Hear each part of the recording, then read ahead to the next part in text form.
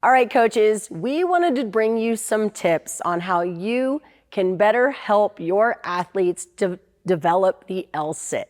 So the L-sit is super important in many of the things that we do in CrossFit, even though we don't do L-sits all the time in CrossFit, because it really helps us to develop a large amount of core strength. But I know it can be challenging to get your athletes into those positions, so we're going to discuss some different ways we can do just that.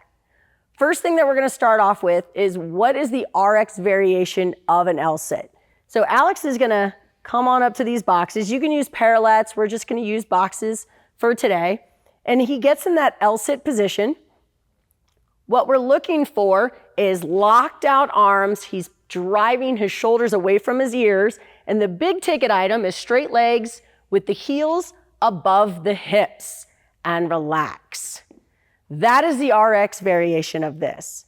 But in order to work with our athletes, we can start from the ground and progress them up to that Rx variation. So Alex is going to come down to the ground.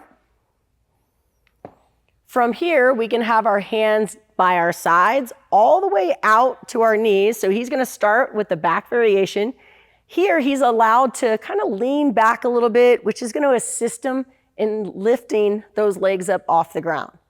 Eventually, when we can get past that, he's going to walk his hands forward. It's going to make it a little bit more challenging now. So as he drives his hands down, he's going to squeeze his legs together and lift those heels up off the ground and relax. Once our athletes become proficient there, we can try to take them back up to the boxes. The next variation might be just a knee tuck. What we're looking for in the knee tuck is that same straight arm locked out position, shoulders away from the ears.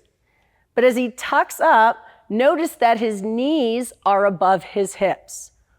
Look out for your athletes for them to be in this tuck position, but they drop their hips back behind their arms and their knees down towards the ground. We want knees up, hips forward, and relax.